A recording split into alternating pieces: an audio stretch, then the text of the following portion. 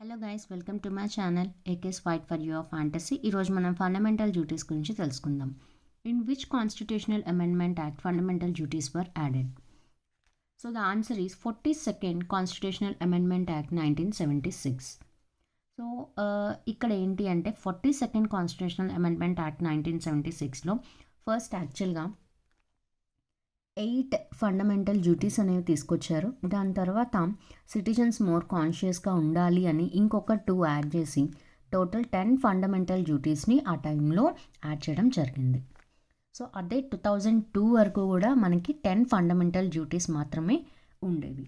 Okay, and next fundamental duties మనకి తెలుసు part 4Aలో ఉంది అండ్ ఆర్టికల్ వచ్చేసరికి 51Aలో దాని గురించి ఉంది. And next 86th constitutional amendment act 2002లో మనకి ఇంకొకటి యాడ్ చేసి 11 ఫండమెంటల్ డ్యూటీస్ అనేది ప్రజెంట్ అనేది మనకి ఉందన్నమాట.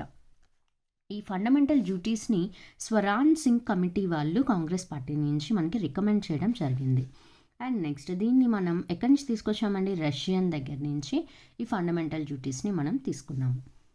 సో ఇప్పుడు వీటికి మనం ట్రిక్ చూద్దాము.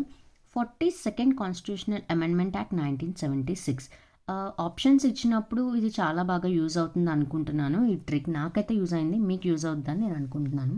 So 42nd 4 + 2 = 6, right? సో ఇక్కడ 1976 ఉంది. సో ఇక్కడ 4 + 2 = 6 అండ్ 1976 కదా మనకి యూజ్ అవుతుందని నేను అనుకుంటున్నాను. సో ఆ విధంగా గుర్తుపెట్టుకోండి. అండ్ నెక్స్ట్ వచ్చేసరికి 4 × 2 = మనకి 8 కదండి. 4 2s are 8. సో స్టార్టింగ్ 8 ఉన్నాయి, ఆ తర్వాత 2 యాడ్ చేసి దాన్ని 10 ఫండమెంటల్ డ్యూటీస్గా మనకి చేశారు. లేదు ఇట్లా అనుకున్నా 8 - 2 చేసుకున్నట్లయితే మనకి 6 వస్తుంది. సో ఆటోమేటిక్గా 1976 4 + 2 = 6 8 - 2 = 6 అంటే జస్ట్ గుర్తుపెట్టుకోవడానికి చెప్తున్నాను. ఓకే, అండ్ నెక్స్ట్ మనకు పార్ట్ 4A ఆర్టికల్ 51A. దీన్ని ఎలా గుర్తుపెట్టుకోవచ్చు అంటే మనకు తెలుసు రోమన్ నెంబర్స్లో 5ని మనం ఈ విధంగా రాస్తాం కదా అండ్ 1ని ఈ విధంగా రాస్తాం. సో మనం ఇక్కడ చూసుకున్నట్లయితే అదే ఉంది. ఇక్కడ మనం 5 అనుకుంటే వీని 1 అనుకుంటే సో ఈ 51ని ఇక్కడే ఉంది అంటే దీన్ని రివర్స్ చేస్తే ఇక్కడ మనకు 51A అనేది వచ్చింది.